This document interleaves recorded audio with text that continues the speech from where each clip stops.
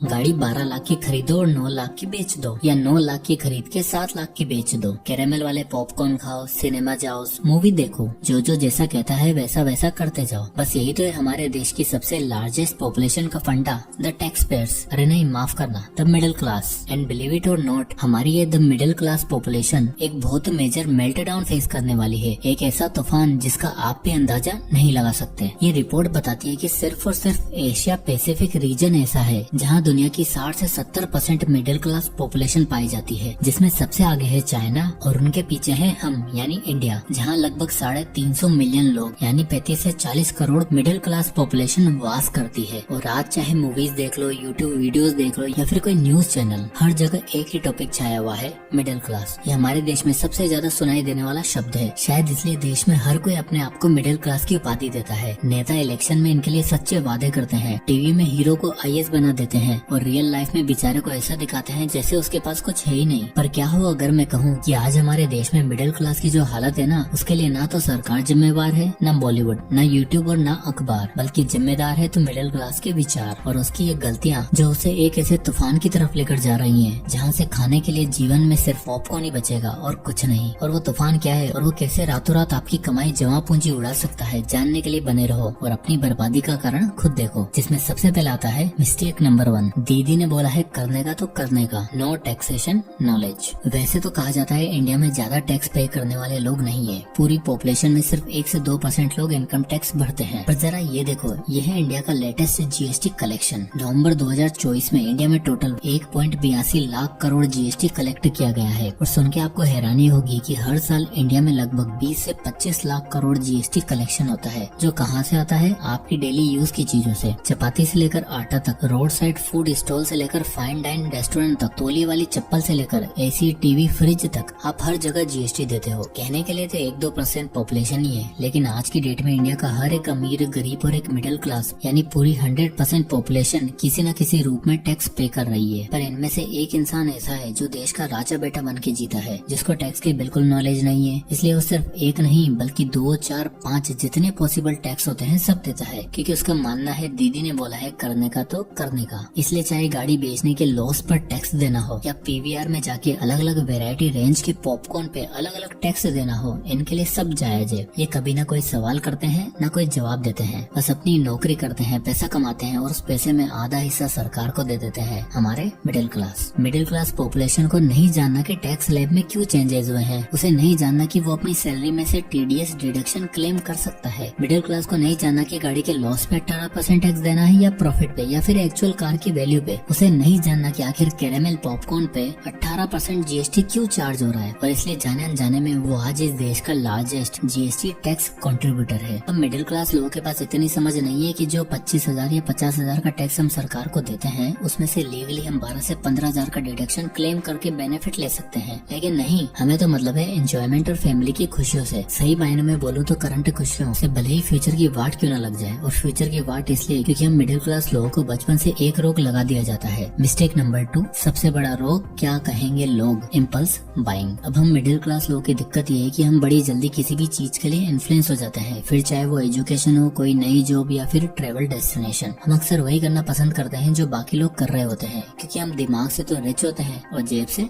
Middle class, पर फिर भी जहाँ जो दिखा वो खरीद लेते हैं और शिकार हो जाते हैं इम्पल्स बाइंग का। 25 साल की अमिता देसाई जब एक क्विक कॉमर्स प्लेटफॉर्म से अपने लिए घर का सामान ऑर्डर कर रही थी, तब उन्हें एक मैसेज आता है, order will be delivered in 30 minute. जब उन्होंने वो मैसेज खोला तब उन्होंने स्पंज क्लीनर का ऐड देखा जो चकाचक क्लीनिंग करता था। उन्होंने बिना कुछ सोचे समझे उसे भी ऑर्डर कर दिया और अपने लिए मंगवा लिया। एक डेटा सोर्स बताता है कि आज की डेट में 30% एवरेज ऑर्डर वैल्यू सिर्फ और सिर्फ इम्पल्स बाइंग और स्मार्ट एड स्ट्रेटेजी का नतीजा होते हैं। यानी अगर किसी इंसान को 150 रुपए का कोई सामान ऑर्डर करना होगा तो उसे स्क्रीन पर ऐसी चीजें दिखाई जाएंगी जो उसे लगेगा कि काम की है और मिल रही है तो उठा लो। इसी चक्कर में वो सामान घर पर तो आ जाता है पर कभी सही से उसका यूज नहीं हो पाता। आज की डेट में क्विक कॉमर्स ने काम इतना आसान कर दिया है कि भैया आईफोन 10 मिनट में डिलीवर हो रहा है, जो इंडिया की ई कॉमर्स मार्केट के लिए तो अच्छा है पर हम जैसे मिडिल क्लास के लिए बिल्कुल अच्छा नहीं है। अब ई कॉमर्स छोड़ो, 90% ऑफ मिडिल क्लास पॉपुलेशन में फियर ऑफ मिसिंग आउट यानी फोमो होता है। वेडनेसडे को भले ही कितना भी पेट भरा हो या घर पे खाना बनाओ, पर KFC से जानबूझकर इसलिए ऑर्डर करते हैं ताकि ये डिस्काउंट वाली चीज मिस ना हो जाए। ज़ूडियो के नया स्टोर खुला है, इनके दोस्त 3,000 की शॉपिंग करके आया तो ये 5,000 की करके आएंगे। सिर्फ दिखाने के लिए कि देख भाई मैं भी खरीद के आया हूँ, मार्केट में नया आईफोन आया है और सबसे पहले आपके देश का मिडिल क्लास कतार में ना दिखे, ऐसा हो ही नहीं सकता। इस बात का एग्जाम्पल यही देख लो, इसमें से लाइन में खड़े 90% लोग वर्किंग क्लास के हैं और ऐसे गर्व से बता रहे हैं कि मैं सुबह 6 बजे से लाइन में खड़ा हूँ, जैसे कोई बहुत ही महान काम करने खड़े हों। एक तो हम मिडिल क्लास लोगों को लाइन में खड़ा होना बहुत ही पसंद आता है। अरे भैया पहले देख तो लो, जरूरत 1,60,000 के फोन की है या सिर्फ नॉर्मल फोन की, पर नहीं, सबसे पहले आईफोन 16 खरीद के ये भाई साहब तो सोसाइटी का मसीहा बनेंगे। मिस्टेक नंबर 3, लाइफ की लग्जरी ऑन EMI यानी कार्स।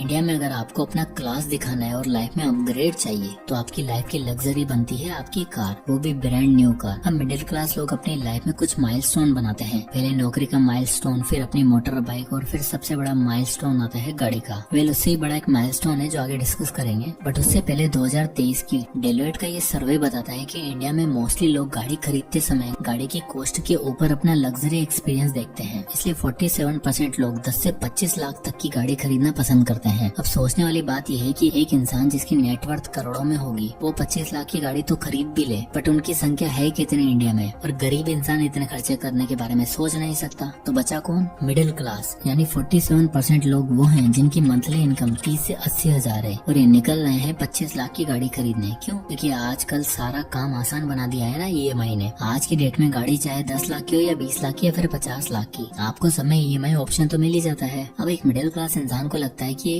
EMI ऑप्शन हम जैसे लोगों के लिए तो बनाया गया है, लेकिन जरा और देखो कि EMI ऑप्शन आपका क्या हाल कर सकता है। तो मान लो आप शोरूम में जाते हो और आपको एक गाड़ी पसंद आती है जिसका प्राइस है 12 लाख रुपए। वैसे इन्फॉर्मेशन के लिए बता दूं तो ये साल 2023 से 2025 की सबसे ज्यादा बिकने वाली गाड़ी है। अब आपने मन बना लिया है कि गाड़ी चाहिए तो यही वाली, डाउन पेमेंट करी 2 लाख की और 10 लाख की अमाउंट पर आपने महीने की 20,000 की EMI बंद वाली और गाड़ी लेकर निकल गए। अब ऐसे में मोस्टली लोगों को लगता है चल यार मेरी सैलरी तो 50-60 हजार है, उसमें से 20,000 कंफर्ट में चला भी गया तो क्या फर्क पड़ता है, इसलिए ले लो। पर असल में 20,000 पर मंथ की EMI तब चुभने लगती है जब आपको पता चलता है कि मेंटेनेंस, सर्विस और टैक्स वगैरह मिलाकर इस गाड़ी का फिक्स्ड खर्चा बनता है 25 से 30 हजार रूपए, और गाड़ी से इस बीच में एक आध डेंट लग गया तब तो हो गया कल्याण। इसलिए कहावत बनी है, पैर उतने फैलाओ जितनी चादर हो। पर हम मिडिल क्लास लोग कहाँ मानने वाले हैं, हम करते हैं एक और गलती। मिस्टेक नंबर 4, दुनिया भर का ज्ञान पर फाइनेंशियल ज्ञान गुमनाम, यानी नो फाइनेंशियल नॉलेज। अब इंडिया में मिडिल क्लास लोग कितने भी ऑपरेस्ड हो, कितने भी केयरलेस हो, पर एक चीज में हमारे देश का मिडिल क्लास की कोई टक्कर ही नहीं है, वो है एजुकेशन। एक मिडिल क्लास परिवार का बाप खुद के लिए भले ही कुछ न रखे पर अपने बच्चे के एजुकेशन के लिए हर वो पॉसिबल खर्चा करने के लिए तैयार होता है। अच्छे स्कूल से लेकर अच्छी ट्यूशन फीस तक, स्कूल के बाद हायर स्टडीज, बेस्ट कॉलेज सब अफोर्ड करने के लिए तैयार हो जाता है। इस डेटा के अकॉर्डिंग एक इंडियन पेरेंट अपने बच्चों के एजुकेशन में लगभग 30 लाख रुपए इन्वेस्ट कर देते हैं, और इसके बाद भी अगर बच्चा हायर स्टडी करना चाहे, विदेश जाना चाहे, लगभग 50 से 60 लाख रुपए और लग ही जाते हैं। देखो ये एक अच्छी चीज है और एजुकेशन ही हम मिडिल क्लास लोग की सबसे बड़ी प्राइड है, और कहते हैं एजुकेशन जितना लो उतना कम है। पर मिडिल क्लास पेरेंट्स ABCD और ट्रिग्नोमेट्री तो सिखा देते हैं, पर कभी ये सिखाने पर ध्यान नहीं देते कि सेविंग कैसे करनी है, जितनी पॉकेट मनी दी जा रही है उसे कैसे कैसे और कहां कहां पर खर्च करना है, कितना बचाना है। जैसे भी मान लो आपने तो ये देख लिया होगा कि अगर आप 10 लाख रुपए का लोन लोगे तो आपकी 20,000 की EMI बनेगी, पर सोचो अगर 20,000 अगले 5 सालों के लिए हर महीने SIP करी होती जहाँ आपको 12% का इंटरेस्ट मिलता तो 5 साल बाद आपके पास 16 लाख रुपए होते, और अगर यही चीज 10 साल तक कंटिन्यू रखते तो आपके पास होते 46 लाख रुपए। पर नहीं, ये ज्ञान हमें किसी ने आज तक तो दिया ही नहीं। पापा ने तो बस यही सिखाया कि लाइफ में पढ़ाई करके नौकरी करो, फिर गाड़ी लो और माइलस्टोन अचीव करते रहो, तब समाज में इज्जत बनी रहेगी। और हम उस इंसान की बात मानते भी इसलिए हैं क्योंकि 99% मिडिल क्लास फैमिली में हमारे पिताजी ही होते हैं जो सब कुछ करते हैं और सारा घर संभालते हैं, और यही अगली गलती जो आने वाली पीढ़ियां भी करती हैं। मिस्टेक नंबर 5, सबका मालिक एक single income source. Middle class लोग बड़े खुददार और सेल्फ डिपेंडेंट होते हैं, इसलिए इनका मानना है कि पूरे परिवार का एक सोल प्रोवाइडर मैं बनूंगा, और अपने कंधों पर सारा भार उठाकर निकल पड़ते हैं पैसा कमाने। देखो यार, एक गरीब आदमी को न ही ब्रांड्स का शौक होता है और न ही किसी शो ऑफ का, तो उनके घर में जितने ज्यादा लोग होते हैं वो उतना काम करते हैं। बाप नौकरी करके 20,000 पर मंथ कमा रहा होता है, माँ कोई काम करके 6-7 हजार रूपए कमाई लेती है, एक बेटा स्विगी जोमेटो में डिलीवरी बॉय की जॉब करता है जहाँ से 20-22 हजार रूपए आ जाता है, और बेटी ट्यूशन क्लासेस लेती है और महीने का 10 से 12 हजार रूपए कमा लेती है। यानी अगर इनकी फैमिली इनकम देखी जाए तो 20,000 plus 7,000 plus 12,000 plus 22,000 equal to 61,000 रूपए। अब जरा हमारे मिडिल क्लास की स्ट्रेटेजी देखो। घर में कमाने वाले अकेले सुरेंद्र जी जिनकी तनख्वाह है 60,000 रूपए, घर में 2 बच्चे, वाइफ और माता जी हैं, तो जरा एक बार सुरेंद्र जी की रिलेटिव इनकम निकालते हैं। पर फैमिली में मेंबर 60,000 डिवाइडेड बाय 5 यानी कि होगा 12,000 रूपए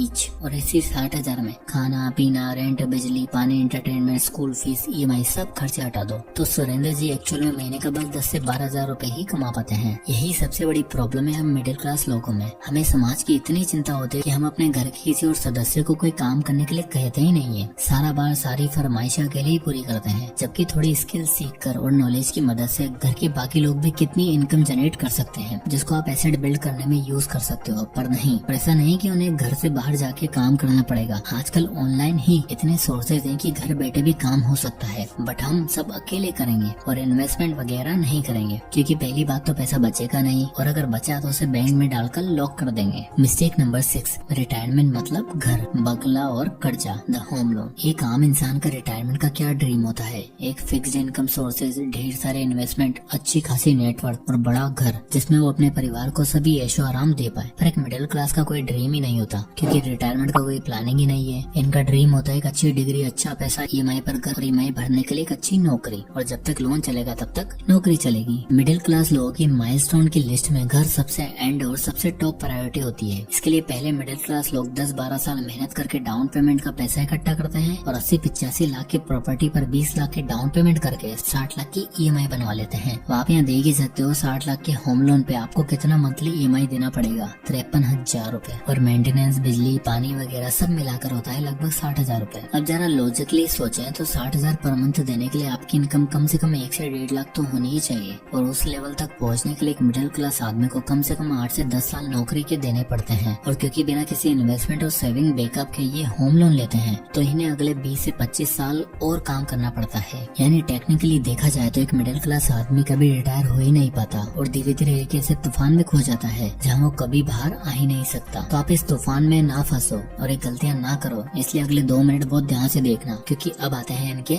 solutions. Solution number 1, think twice और हैव ट्वाइस द बजट। तो सबसे पहले अगर आपको अपने खर्चों पर कंट्रोल रखना है और इम्पल्स बाइंग से बचना है तो 2 रूल्स फॉलो करो। पहला है द 24 आवर रूल। अगर आपको कोई चीज खरीदनी है, कोई बड़ी चीज, कोई बड़ा डिसीजन लेना है, तो उस चीज को खरीदने से पहले 24 घंटे का समय लो, और अगर 24 घंटे के बाद भी आपको उस चीज की नीड लगती है और कोई और सोर्स नहीं दिखाई देता तो उसे खरीद लो। पर अगर 24 घंटे के बाद उसकी कोई नीड महसूस नहीं होती तो उस चीज की आपको कोई जरूरत ही है ही नहीं। इसके बाद है second rule, 2x money rule, जिसमें अगर आप कोई भी इलेक्ट्रॉनिक या बड़ा सामान EMI पर लेने जा रहे हो तो सबसे पहले ये देखो कि आपके पास उससे डबल अमाउंट आपके बैंक अकाउंट में है कि नहीं। यानी अगर एक फोन 1 लाख रुपए का है और उस पर आप EMI बनवाना चाह रहे हो तो आपके अकाउंट में 2 लाख रुपए होने चाहिए। इससे 2 फायदे होंगे, आप कभी भी पेमेंट में डिफॉल्ट नहीं करोगे, और दूसरा आपका क्रेडिट स्कोर भी अच्छा रहेगा। Solution number 2, build multiple income sources, यानी इंक्रीज अर्निंग मेंबर। देखो अब आप अपने परिवार में अगर किसी को काम नहीं करना देना चाहते तो आपको अपनी इनकम को बढ़ाने पर ध्यान देना होगा। वॉरेन बफेट कहते हैं कि हर इंसान के पास एटलीस्ट 2 इनकम सोर्स तो होने ही चाहिए, एक एक्टिव और एक पैसिव। और अगर आपको अर्ली रिटायरमेंट लेनी है तो आपको महीने का अच्छा खासा पैसा चाहिए होगा जो आपको पैसिवली रिटायर करवाने में दम रखता है। अगर हो सकता है तो अर्निंग मेंबर बढ़ाओ। आज के इंटरनेट की दुनिया में जरूरी नहीं कि आपको पैसा कमाने के लिए घर से बाहर निकलना ही पड़ेगा, बल्कि घर बैठे बैठे भी आप स्किल सीखकर पैसा कमा सकते हो। Solution number 3, don't think about milestone, think about early retirement. देखो जब तक आप एक एक करके माइलस्टोन के पीछे भागते रहोगे